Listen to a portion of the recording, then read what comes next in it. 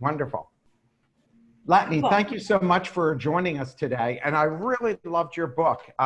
So before we talk about your book, could you please give a little bit of background about your consulting firm and so forth and what you've been doing? Sure. So I am the Chief Market Officer at a company called 6 Sense, and we are an account engagement platform. So what the heck does that mean? Well, the reality as B2B sellers and marketers today is most of our funnel is what we call a dark funnel, meaning there are B2B buyers out there that are researching you, they're researching your competitors, they're looking at trade publications and not talking to your salesperson. And so what we want to be able to do at 6 Sense is give you insights into that dark funnel. So you understand who's in market for what you do. You understand who's on that buying team. It's not going to be one person anymore, right? So what's that collection of the buying team? What are they most interested in so that you can tailor your message? And then you have to be able to go do something with all those insights. So we help you execute these really engaging plays across sales and marketing to deliver great prospect, or as we call it, future customer experiences. Awesome. So talk to us about why you wrote this book. And the other thing I'm really curious about is why that title, No Form, Spam, Cold Calls. So yeah, so I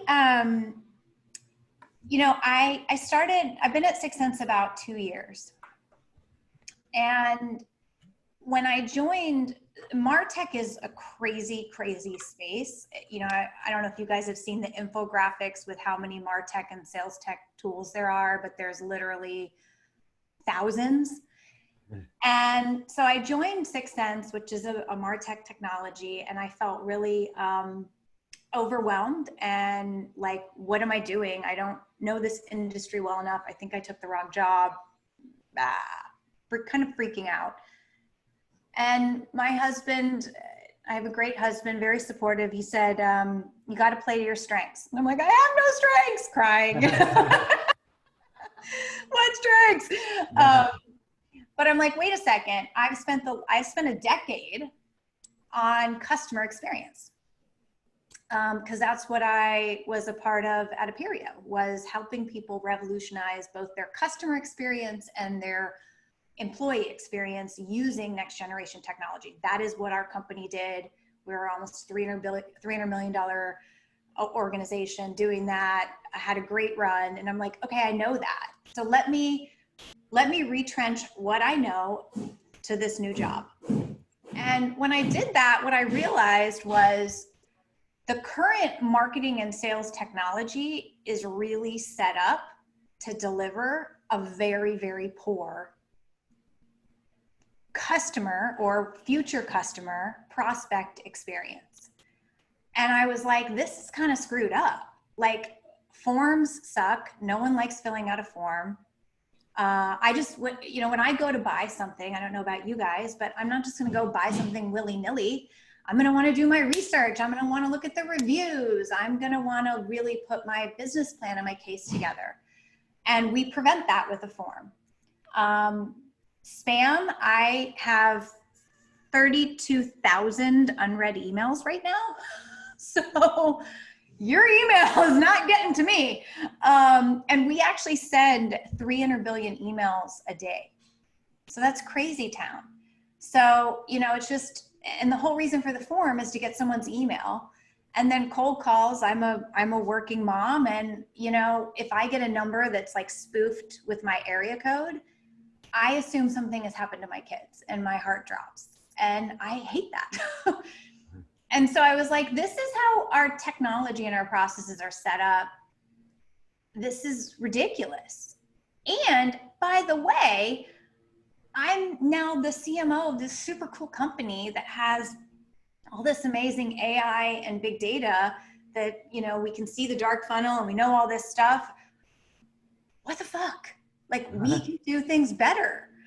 And so I I went to my team, I pulled my team together and I was like, look, we're going to do it different. You know, I'm like, all the pep talk. I'm like, we are going to build our process and we are going to prove that we can make money. We can make a lot of money and we can build pipeline and we can be a very successful company with a process that puts customer experience or prospect experience first and has no forms, no spam, no cold calls. I said, we got this, we can do it. And they were like, oh my God, you're so crazy. Why do we work for you? But I called it Project Bold Moves. And I said, no one is going to do this unless we do it first. And we prove that it works. And that's my next question is about, tell us about Project Bold Moves. What is that about? Well, so that was me kind of laying down the gauntlet. Like, guys, am I the only, are we taking crazy pills here with how this is all set up? There has to be a better way. And just declaring, let's figure this out. And as we figure it out, you know, build templates, build processes, build best practices, and document along the way and share what worked, share what didn't work. Because no one's going to want to do it if there's not a guide to do it. And no one's going to want to do it if it doesn't really work and deliver. And so we declared that last July and worked really hard and we were already seeing pretty good preliminary results. And so in December at my customer conference, I kind of laid it all out and laid out what we're doing and challenged customers to join us kind of in this movement. And they did. And then it was just a matter of like trying to document it all, which I thought would be easy, but Mark, it was really hard and nearly killed me, but. So we got it done. Yeah, and you got your book done, which is quite good. What percentage of the decisions you make are influenced by data sets and AI as opposed to speaking to clients, observations, and creative thinking? Well, so it's kind of an interesting question, right? Like, obviously, the more people still buy from people. And so, especially if it's an enterprise B2B sales motion. So I think unpacking that, first of all, what is your sales motion? The more B2C it is, meaning walk up, credit card, things like that, the less like human interaction there's going to be in the cycle. The more complex, longer sales cycle enterprise, there will be naturally. And so I think understanding that is important. For the most part, this process is geared towards a more considered purchase with a buying team involved. And the idea is that research is happening, and they're either going to make a decision and come to conclusions without you or with you. And when you are in that pocket, that moment of truth, when you first get in front of a client, you have 20 seconds to establish a relationship and have them want to engage with you. And so that's where the AI and big data comes in, is because it's already informed you and given you patterns to help you shine, help you stand out from the noise, help you be more creative. You know, one of the most interesting things, Mark, I found was, I mean, my team knows, I love making stuff up. I love the arts and crafts of marketing. That's why I do this. But what I found, but what we ended up seeing was that the AI was telling us what our ICP was, so what our ideal customer profile was. And then within that ICP, what keywords were most important to them. So what these folks cared about the most. Well, as a marketer, we're used to doing all these interviews and building persona maps and then coming up with our own opinion. And so I had this content strategy based on what I thought people cared about. And when we looked at what the AI was saying, it was totally different. And so that was sort of a check myself moment. Like, I'm never going to be able to process and see the data that the AI will be able to. So we still got creative and we still built a bunch of cool assets. It's just on topics that we know are important to our buyers versus what we might have guessed or gleaned from maybe call it 10 or 20 conversations. Got it. So what are the most important skills a marketer needs to master today? Well, so being a marketer is a very diverse, marketing is a very diverse team. And so I think it depends on the type of where you grow up in marketing. So I think that the skill set that is incredibly important, and actually one that's important across sales and marketing, is something that we call revenue ops, revenue operations. And so what that means is having a centralized function across sales, marketing, and customer service or customer success that is actually pulling all of these insights together and providing them to the business so that they can, basically perform better.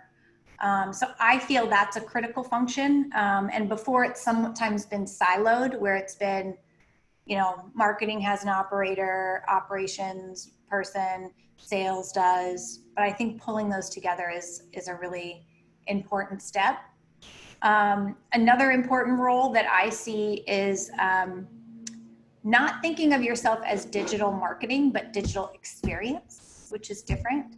So looking across at all of your different digital channels and figuring out how you orchestrate an omni-channel experience is another role that we see emerging. And then last, but certainly not least, is and especially with COVID, is the role of field marketing and how to connect, how to stand out across in a noisy, competitive environment. Many of the people who are listening to this, and we got them amazingly from Chile, Nairobi, Kenya, and all over the United States, is that they're entrepreneurs. Their companies aren't, Fortune 1000 companies, and cold calls are part of what they do. How does a salesperson contact a new prospect if there's no cold calls? Well, so the book is pretty clear in saying, I'm not saying don't call anybody. The phone, you can still use the phone. I'm not taking away your phone. But what I do believe is, to me, a cold call means that I have no context about why I'm calling you. You're not in market. I can't add value with this conversation.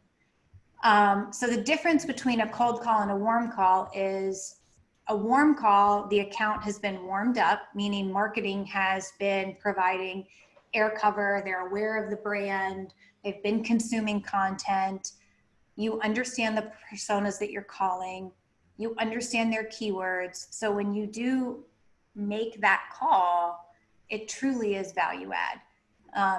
And that's a important nuance and distinction for us. I always think of marketing, because I do marketing work as well, is like the D-Day invasion. The battleship is the one sending the messaging, and then the troops on the ground who are taking the land are the salespeople. So marketing is making them visible, educating the audience about who you are, and then that makes it easier for the salespeople to get their job done. Please explain the process you call the virtuous cycle. Yeah, definitely. And this goes back to Aperio and as entrepreneurs and go-to-market leaders, you're always building and growing your team. And if you believe, like I do, and like a lot of studies have, that those who deliver a better customer experience will profit and grow. You're always thinking about, okay, what do I need to do to create and deliver this amazing customer experience?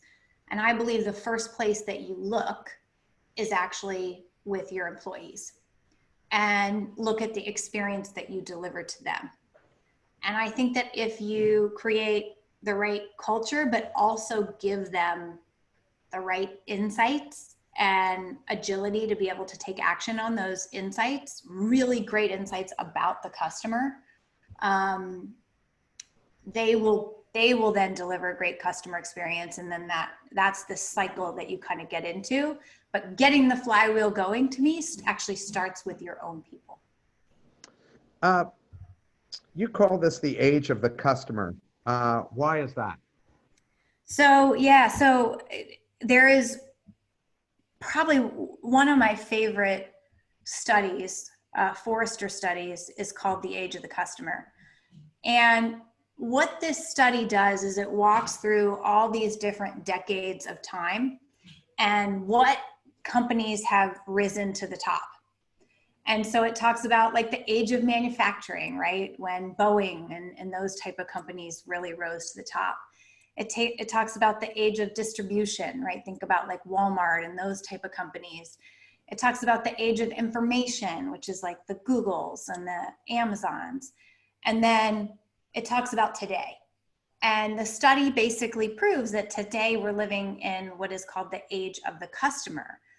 And companies that really reimagine an experience, and it's not just a product, right? It's product meets experience. Because think about Uber. It's not just the cab ride, it's how easy it is to use the app and those type of things. But it really reimagine their solution around the customer will profit and grow and rise to the top of the stock market and all of that. Wonderful. One of the questions that we have here is, how can you educate a wide market before sending in the sales troops with a very limited marketing budget? And that's a problem that all entrepreneurial companies face. So, I am not a huge believer in necessarily a wide market. So I think the first thing you need to do is understand your ideal customer profile.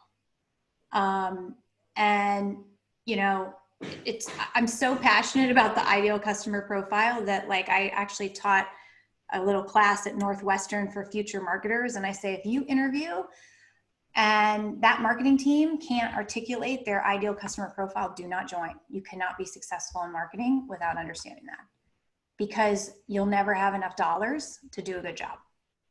So that's step one, is to understand that. And then step two is, you don't just want to understand your ideal customer profile. You want to understand something that I call your in-market ideal customer profile, your IICP. Okay, because let's say like my ICP at any given time is changing, but I know for one of my segments is about 30,000 accounts. There is no way I can effectively advertise and drive air cover and the type of engagement I need across 30,000 accounts with the budget I have. So what I want to do is then look at, okay, what are these accounts doing? Some of them are under a rock. They're not researching anything that has to do with me. They are so far from a buying cycle, and that's okay. I ignore them. I don't spend any money on them. But there's a subsegment of 2,000 accounts that are researching account-based marketing, are researching modern marketing, are researching ICP, things that I know are indicators that they're scratching their head thinking they have a problem that I can solve. And so once you have that IICP, which is a narrowed segment of accounts, that's when you can really gear your dollars and your advertising at them. And so, and depending on where your buyers are, you know, you would choose different places. Display advertising is great for air cover. You know, LinkedIn, if it's kind of a more business buyer. If it's a more developer type, it's different places. But then you can sort of channel your efforts to the right place. I wonder how effective is it spending a lot of money on SEO? Because there's only so many people can get in that front page, and every person who's selling you SEO is telling you they can get you on to the first page.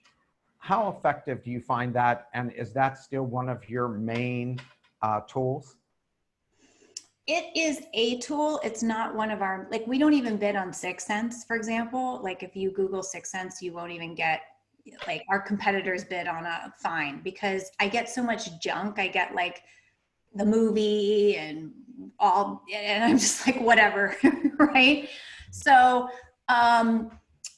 I think it depends, and it's about like optimizing those keywords, which is why the intent data is really helpful for us. Is by looking at our ICP and looking at those keywords, we know exactly which ones to bid on and what makes sense for us. We also, again, use a lot of programmatic display advertising. And then, I really like LinkedIn for our personas as well. And I think, understanding like some of the more social channels can also be very effective. A question here is advice, key steps for finding and defining ICP, below focus on IICP. So first, tell them again what ICP stands for. So ICP is ideal customer profile. And so, typically, like when you go to pitch investors or get money, you talk about your TAM, right? Your total addressable market. This is a $20 billion market or $10 million, depending on how much money you want to get. You're going to build like, how big could this be? And that's great. You want to understand that.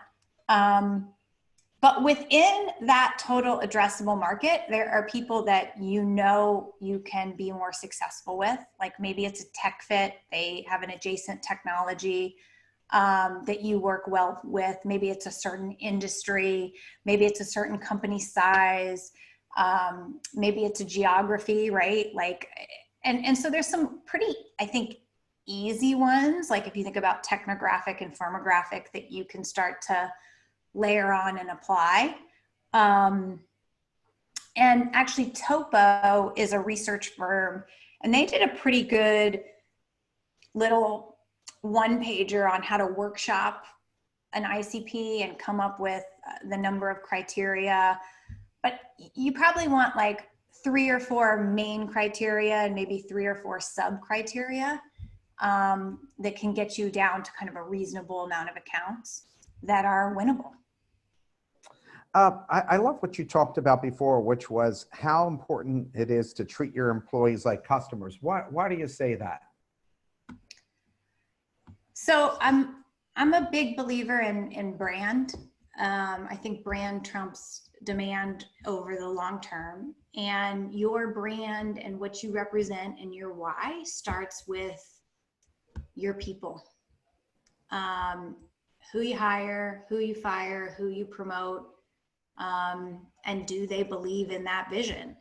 And so I think if you have the right type of people, and you give them a great vision that they're bought into, like anything's possible. So I just think go-to-market success and company success starts with people and culture. They have to buy into it. Like when you're interviewing them, they've got to be excited about it. It's not just a job; it's a real calling, right? Yeah, I just had someone turn down an offer. Actually, I just got a text, and I'm bummed, but I'm actually okay, because I in my gut I kind of felt like one of the things I say is like, this is a cause, not a job, and you're gonna have a lot of fun. And we're going to try a lot of cool shit, and it's going to be awesome, but you're going to work your ass off. And so you got to want that, you got to be all, and if you're not, that's okay. Right. And if you're not going to take my gig over 5K or 10K, then like, that's all right. That's totally okay. So yeah, I think it's vetting for that. And, do they understand your why? Do they believe in your why? Can they personally attach to that? And then it's about like I do something which I learned from my old CEO at Aperio, who was amazing, called the fun factor, where I ask people all the time on every one-on-one and on our all hands, we do a survey. And I say, out of the last 10 working days, how many were you having fun? And my goal is that 8 out of 10 working days you're having fun. Now that doesn't mean goofing off and playing foosball. It's being excited about what you're doing, learning, being inspired, right? All the things that kind of like everyone's fun is a little different, but that's what I strive for my people.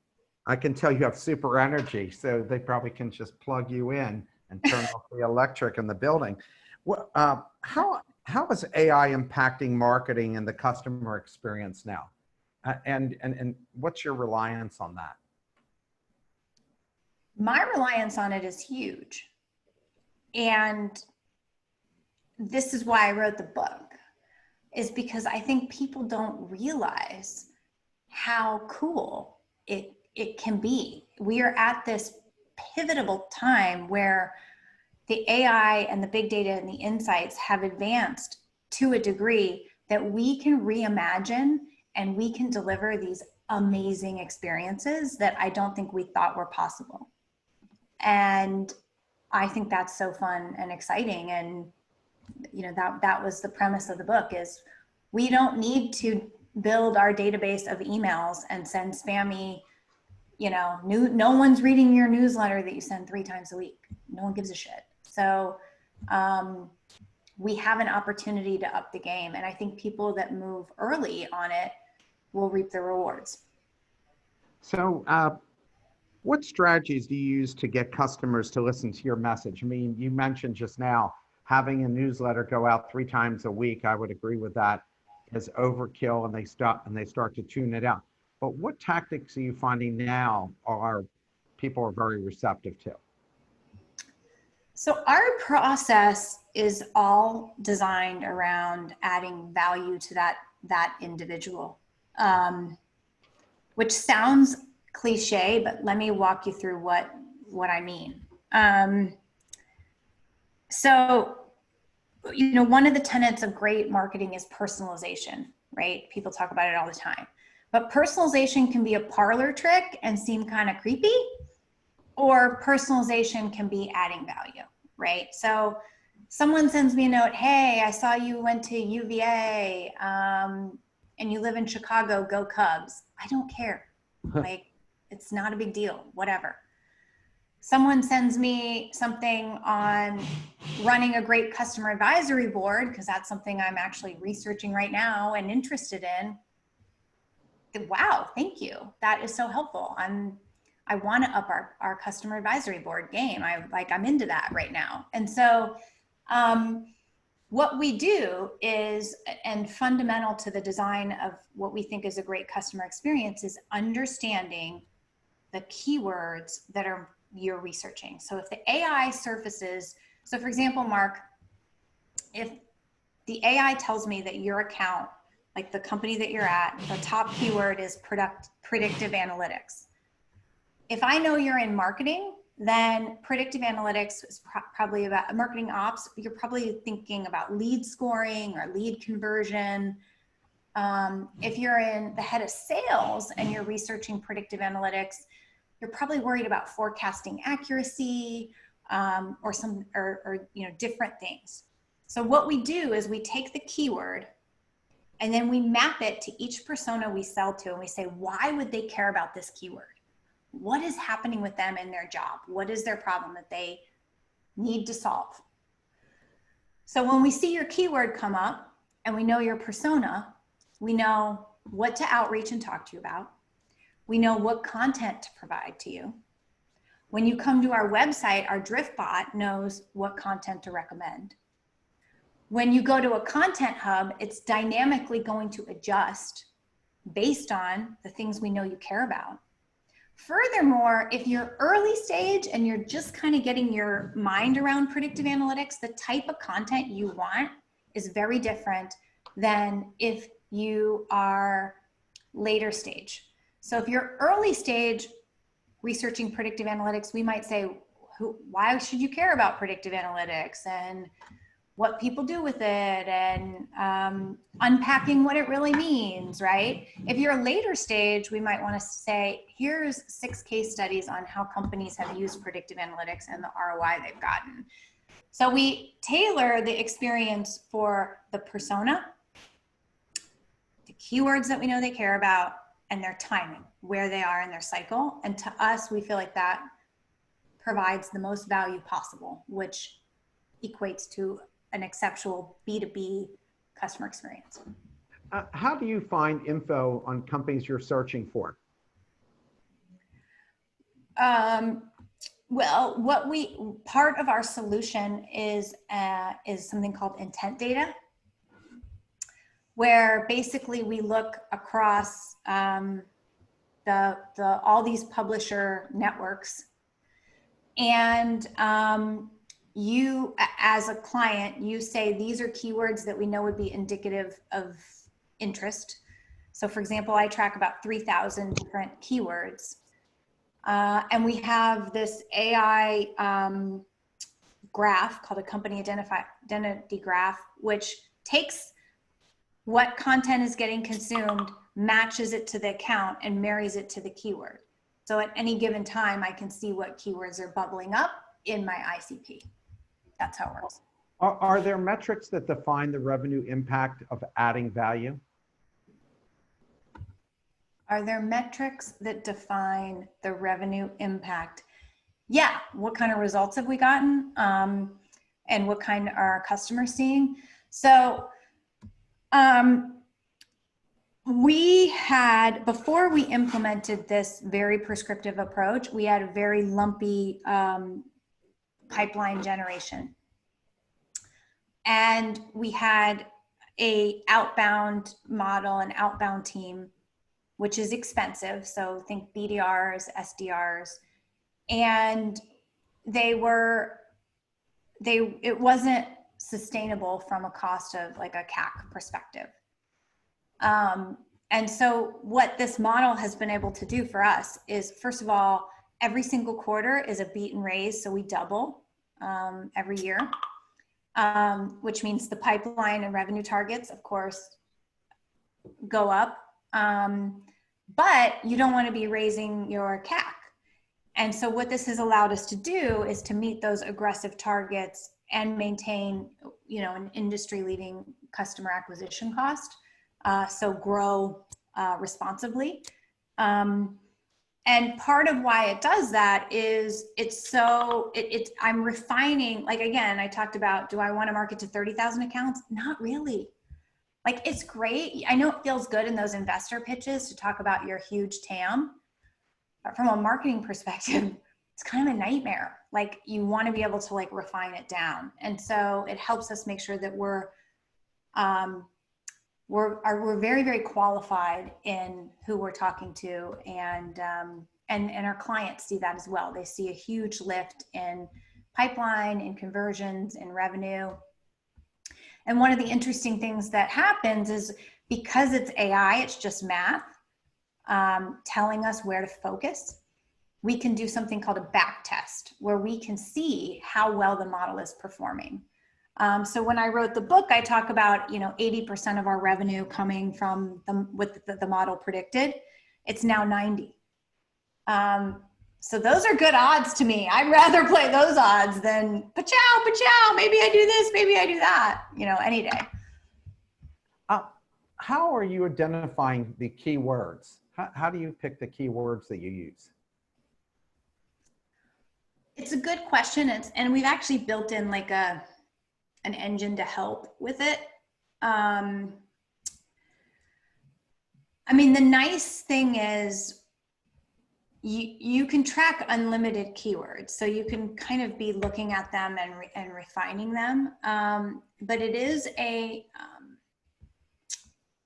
it's a little bit of an art, because, for example, if I track a keyword like marketing, that's almost too broad, right? And I'm going to get a bunch of stuff that's like, well, that doesn't apply, right? So it's about like striking the balance between of specificity, not getting so specific that you're not picking up enough. And so that's something we have to like work with people to hit that. But you could even track, like, one of the things I track is like big conference, when we had conferences, we don't anymore, but when we had big or virtual conferences, but like I track like conferences, because I know if you're going to attend this conference, if you're going to Serious Decisions Summit, you're a great target for me. So I want to track that as a keyword. What data sources are you searching to find where your ICPs are searching for and match your keywords? So our platform monitors like basically all these websites. We have all these relationships and monitor all these different websites to get the intent data. Okay. Is celebrity endorsements have any value? I mean, it used to be like 50s, 60s, 70s, I guess into the 80s, you know, having Michael Jordan or Tiger Woods or somebody or, you know, famous rock star endorse you. Is there any value to that anymore, considering all the data you have that instead of spending it on them, saying you've got a great product, now you're able to go and use all the AI and everything to really target market who you're going after. So is there still a place for celebrity endorsements? I think that my competitors should use celebrity endorsements and billboards. And take out a lot of advertising spend in airports. That's anyone who competes with me, that's what I recommend you do. A total waste of time and money. They should spend a lot on it. Well, what's the three biggest mistakes a marketer can make when trying to develop a relationship with a potential customer? And you already mentioned one, which was sending them the same thing over and over again. I mean, time is so valuable, right? And so I think that as it depends on where you are in this. I think for sellers, the expectations are higher than ever now. And I think I'm glad I'm not in sales anymore. It's too hard.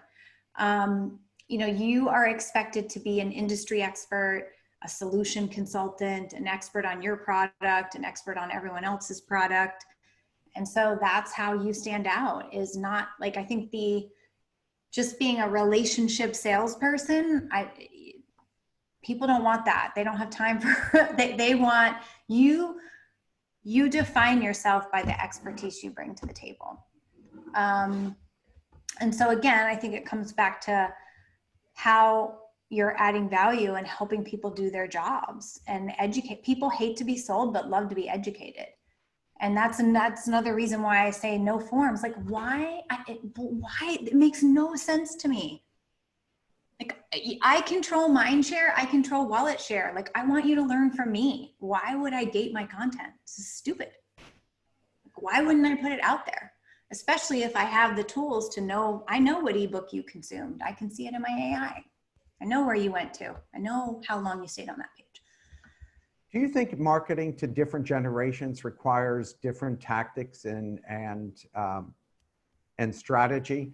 Because you were just saying like, hey, nobody has time to go and actually meet you for golf or to develop a relationship because everything is moving so fast now. So do you think that that's generational, or do you think that that's the new reality for everybody, and even older people are so time pressed that they don't have time to develop relationships anymore? I mean, my mom loves Facebook and loves social stuff and Google and orders everything from Amazon. And I mean, so, and I don't think it's like, I don't want to say it's not developing relationships. Like everyone wants an amazing experience.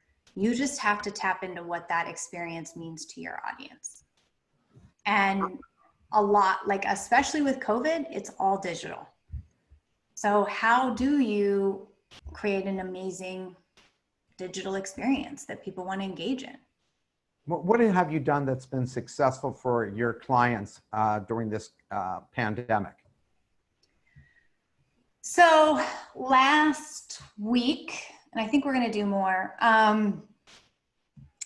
we did a Zoom. It was on Zoom, but we went to Barcelona. And we met it was a bunch of women CMOs. I'm really bullish on women in leadership and empowering women CMOs. So was women CMOs. We went to Barcelona. We learned about the history of the espadrille, which is a shoe. We had a designer. He designs and makes espadrilles, him and his wife. And so they walked us through how they make shoes, and we all got to pick out what color we wanted, what ribbons, everything about it. And now they're mailing us shoes. And it was just a really cool, differentiated, interesting experience that, you know, for our loyal CMOs, and then it was a great way for us to catch up on what's working and what's not working.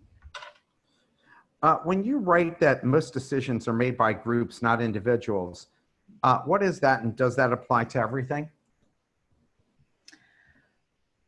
Again, what's your selling motion, right? So if you're a B2B company, but your selling motion is B2C, meaning I can walk up and on my credit card, like LinkedIn, sign up for LinkedIn Navigator and whatever, and I'm just making the decision, then no.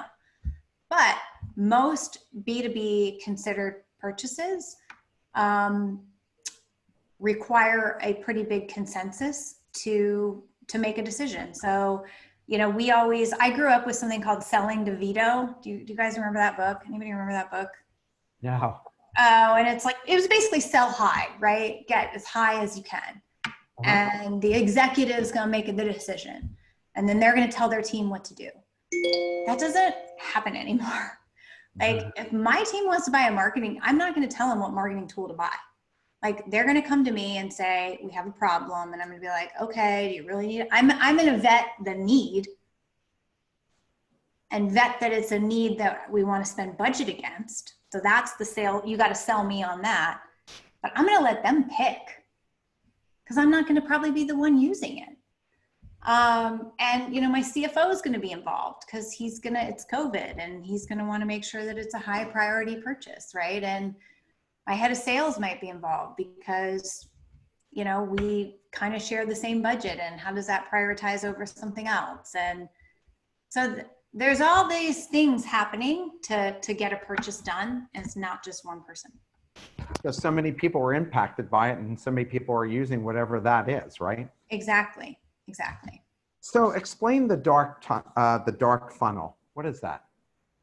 So, yeah, I mean, only 12% of sales and marketing professionals have confidence in their data. Okay. So the data that you have in your CRM or your marketing automation solution is probably not very good. And it's only known data. It's only people that have raised their hands and said, I want to meet with you. But as we've been talking over this call, like, a huge part of the sales cycle is happening before they talk to you. And that data, that rich information is in this dark funnel. And so that's what we talk about, is wanting to be able to uncover the dark funnel.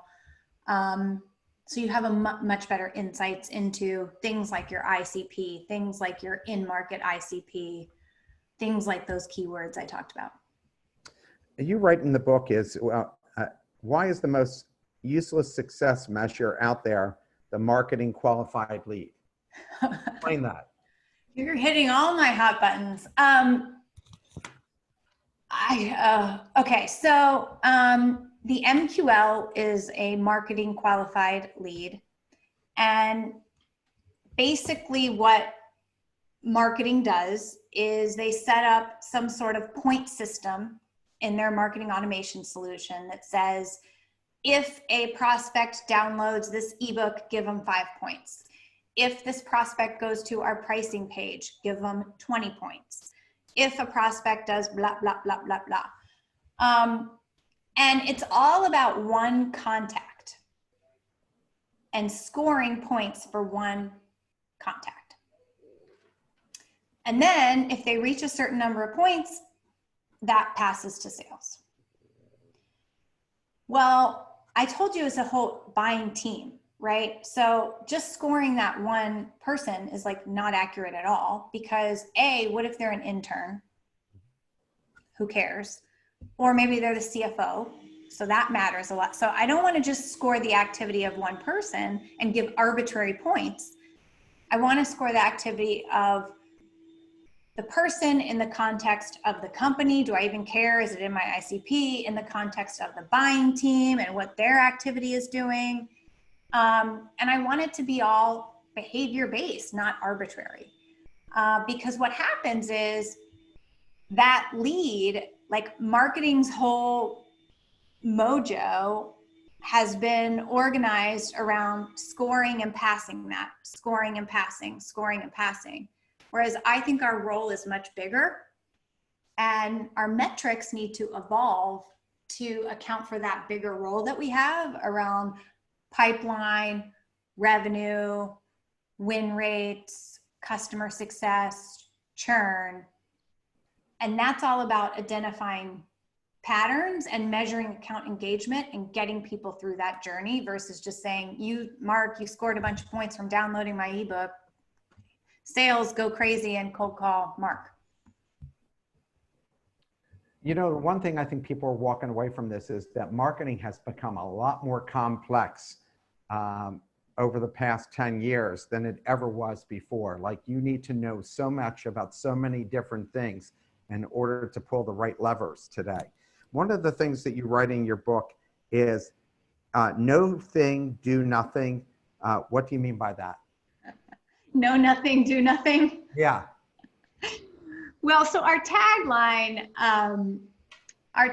here is know everything, do anything, right? And that's what we want to put behind sellers and marketers. Is it's aspirational, it's supposed to be inspirational. Like, we want to give you this robust platform that allows you to know all this stuff, and if you know all this stuff, then you're going to be able to like be this great seller and marketer.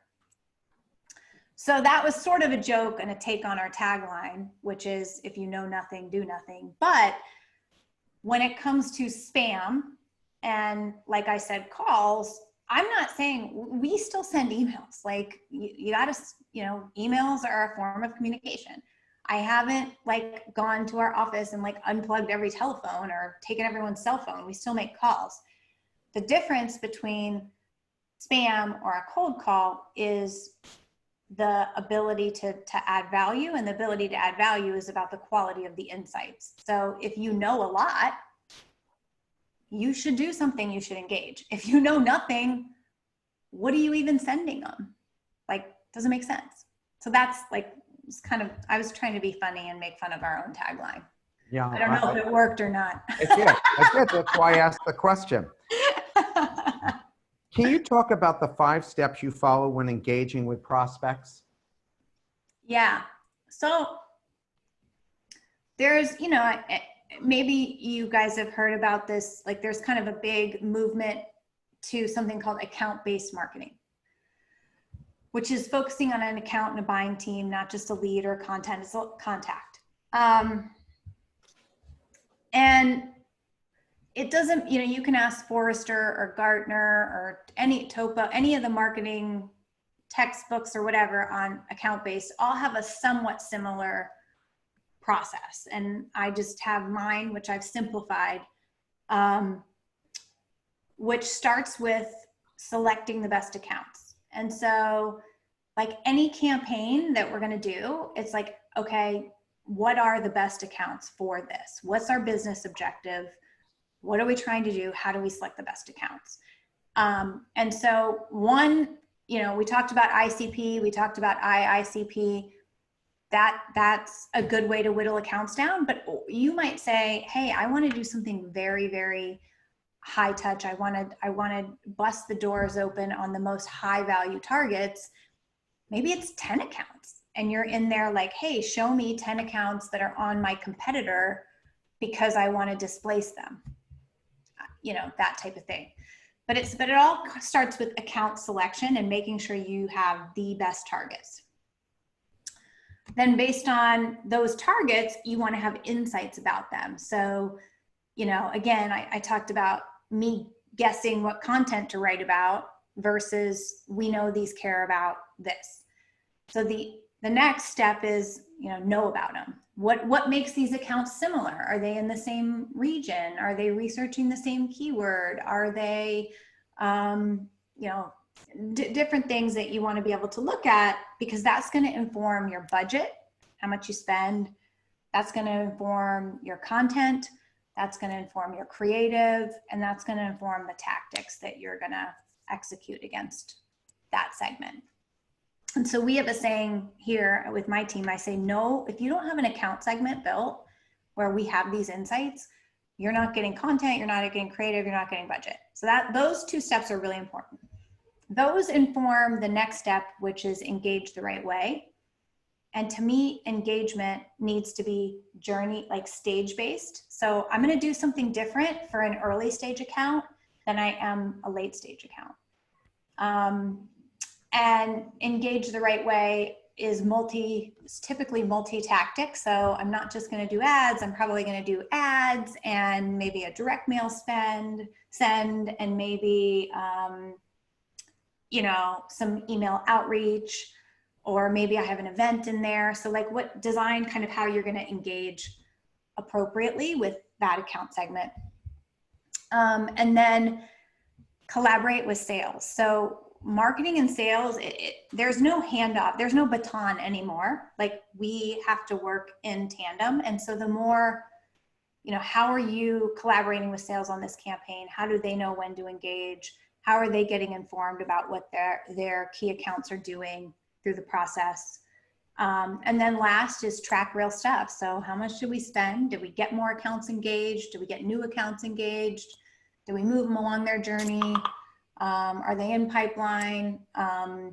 So just being able to understand what the true results are of this specific campaign. And we follow that for every single campaign that we run. One of the things you wrote in your book, and I agree with this totally, and I think companies make a big mistake, and that is making one person in charge of sales and marketing. And forever, a lot of companies would always make the sales guy vice president of sales, call him vice president of sales and marketing. And most salespeople don't understand marketing at all. And you talk about the need to absolutely separate these two positions. Talk about that, because a lot of folks here are CEOs of companies, and why that's important.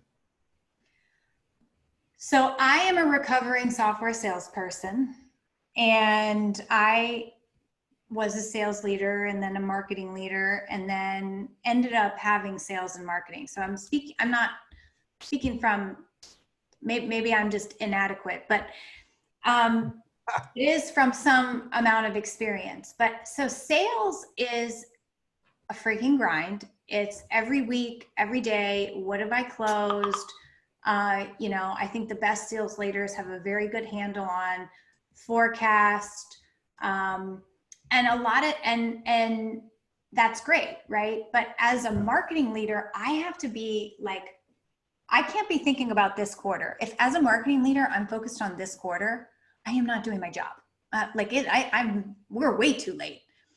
I have to be thinking about 2 or 3 quarters out and where the market is going, to position us so that I'm future proofing the bookings, whereas the salesperson is in it right now. And I think it's too hard, and they're too important of functions to have in one. I mean, think about a company. To have a company, you need a product, you need someone to sell it, and you need a market. And that's the role of the CMO. What is the market? What is the ICP? Where is the market going? And how do we position ourselves to win in that market?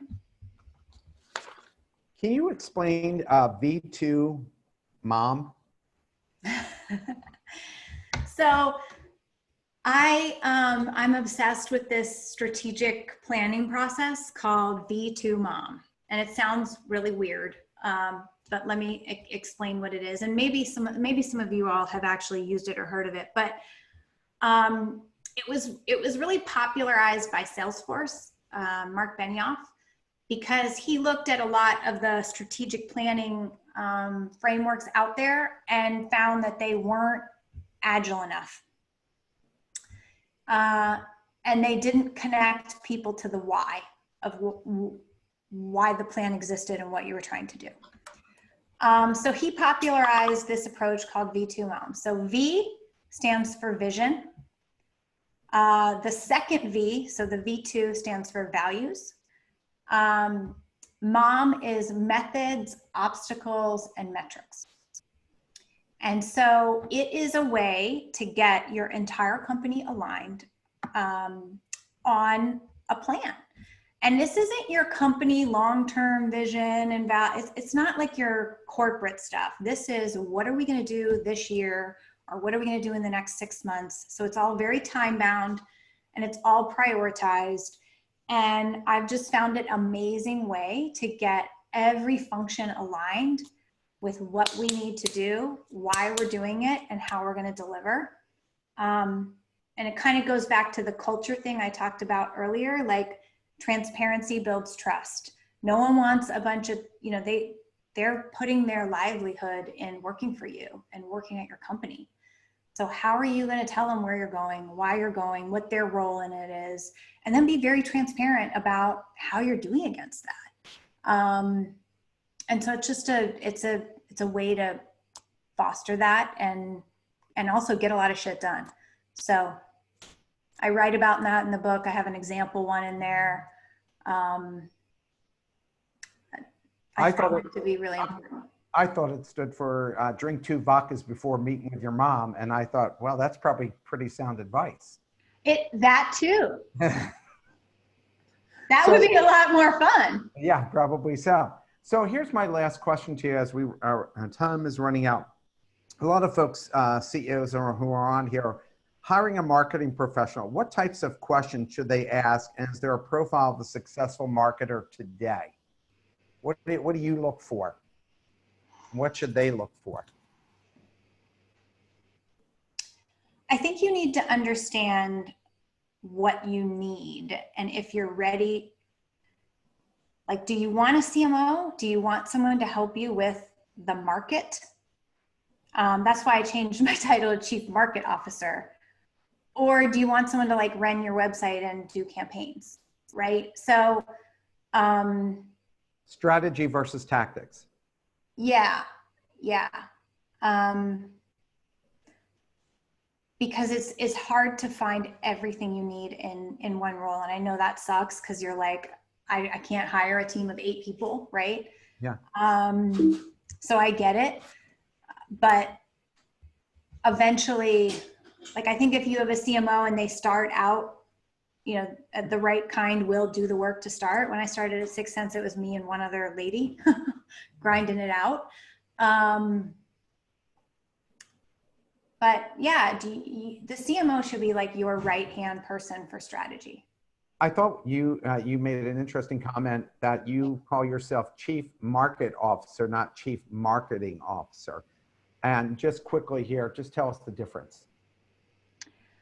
Well, I think that what's happened over time is that marketing, like ing is a verb, right? So, and you guys might have marketing leaders that do this. I wrote a blog, we got website traffic, we did a press release. It's like all these activities. And it's like, no, who gives a shit, right? What is going on in the market? And you have to do those activities to move a market or participate in a market. But I think, unfortunately, marketers have lost themselves in the ing and need to be thinking about the market and why the ing matters more. And so that is, it's in there. I think we all have it in there, but being very prescriptive about changing how you think about the role and show up and is important if we want to continue to thrive. Well, Latané, I have to say I really enjoyed the hour we've spent with you. I thought your book was terrific. I hope all of you will buy a copy of this book. I know we're going to hear great things about you in the future. And I wish you the best of luck and have a great weekend. Thank you, everybody, for coming on today to meet Latané and listen to her talk about her new book. Have a great weekend and take care. Bye.